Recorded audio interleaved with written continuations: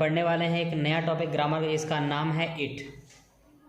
आप देख पा रहे होंगे आज का जो टॉपिक है वो है इट। इट का मतलब यह और ये दोनों होता है। मैं ये आपको बता चुका हूँ अभी। इट का मतलब यह भी होता है और ये भी होता है। साथ ही साथ मैं आपसे एक बात कहना चाहता हूँ, इस लेक्चर को स्टार्ट करने से पहले प्लीज़ अगर आप चैनल पे मेरे फर्स्ट टाइम आए हुए हैं तो चैनल को सब्सक्राइब करके बेल को ज़रूर दबा देना, ताकि आने वाली सारी की सारी अपडेट आपको टाइम टू टाइम मिलती रहे।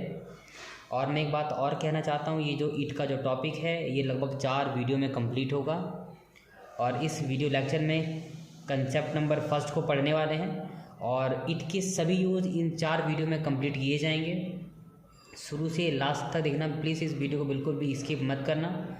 और मैं ये आपसे वादा करता हूँ कि आपको वीडियो के अंदर हर एक स्टेटमेंट और हर एक कंसेप्ट बहुत विस्तार और बारीकी से बताया जाएगा। तो चलिए बिना देरी की स्टार्ट करते हैं इस वीडियो लेक्चर को। देखिए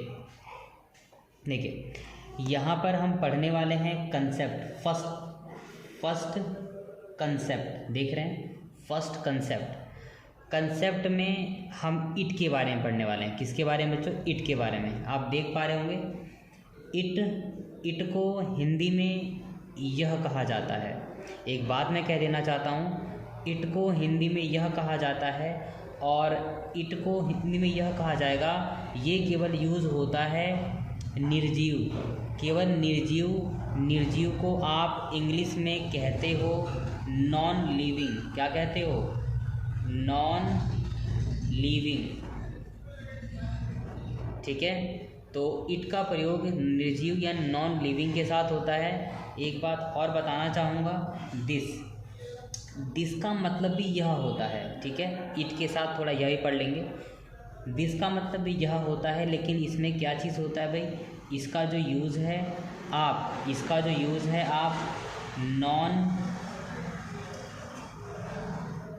लिविंग और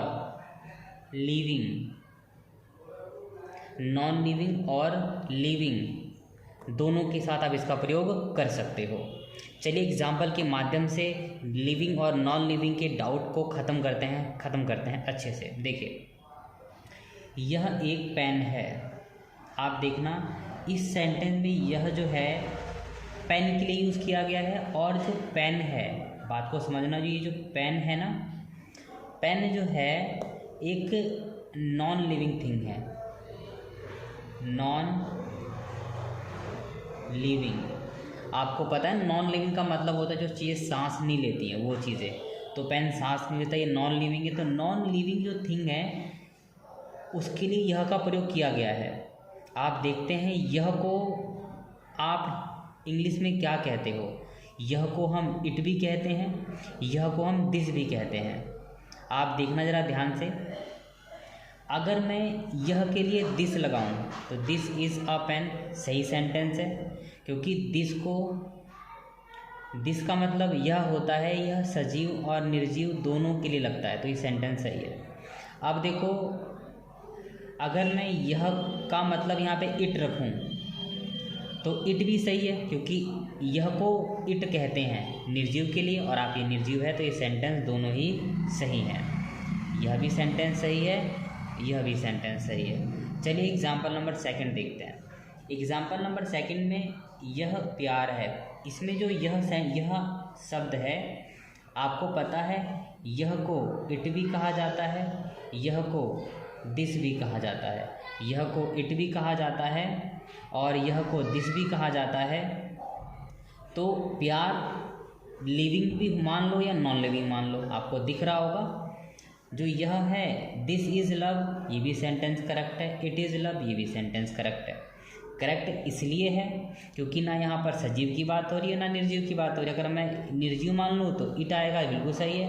और मैं दिस से बनाऊँ तो दिस तो लिविंग के साथ भी लगता है और नॉन लिविंग के साथ भी लगता है, दोनों ही सही हैं। चलिए यहाँ पर थोड़ा डाउट खत्म, अगले वाले कंसेप्ट में डाउट खत्म होने वाला आपका अच्छे से। देखिए चलो ध्यान से, यह मेरा दोस्त राम है। इसमें जो यह है ना, ये किसके लिए लगा हुआ है? राम के लिए। मेरा दोस्त राम, और राम जो है यह एक लिविंग थिंग है। लिविंग का मतलब सजीव, राम एक सजीव है, सजीव को आप लिविंग कहते हैं। तो लिविंग के लिए आप किसका यूज कर सकते हो?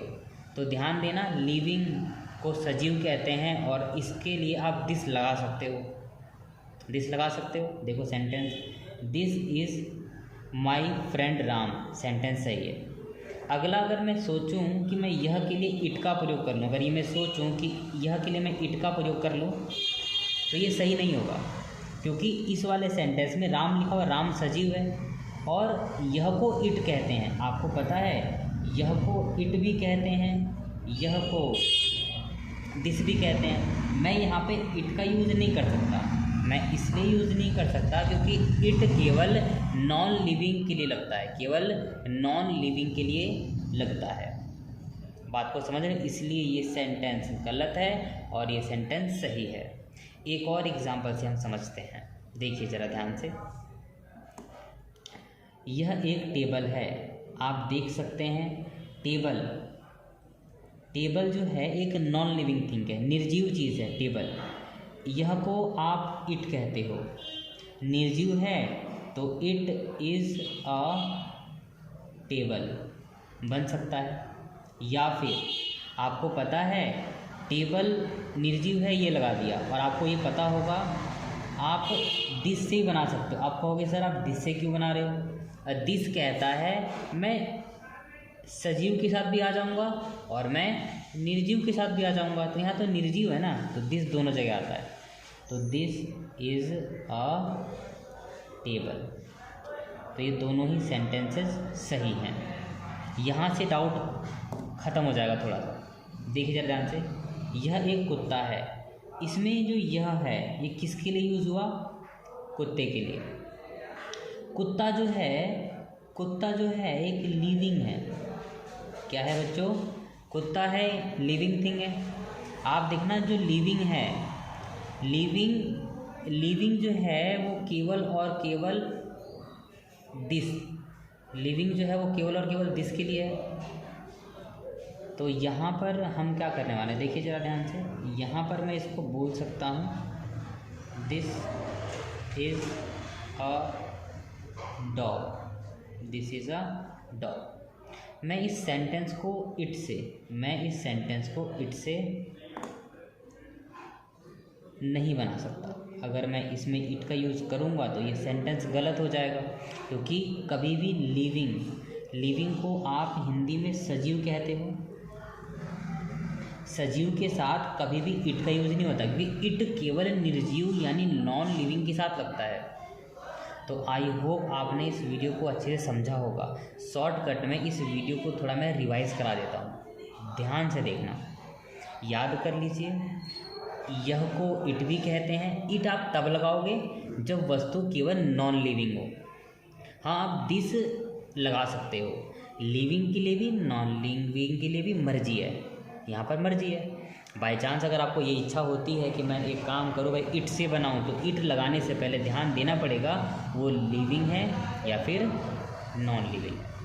तो नॉन लिविंग के साथ केवल इट का प्रयोग, और जो दिस है वो कहीं भी लग जाएगा, चाहे वो लिविंग हो चाहे वो नॉन लिविंग हो। आई होप आपने इस वीडियो लेक्चर को अच्छे से समझा होगा। ये वीडियो यहीं पर समाप्त होती है।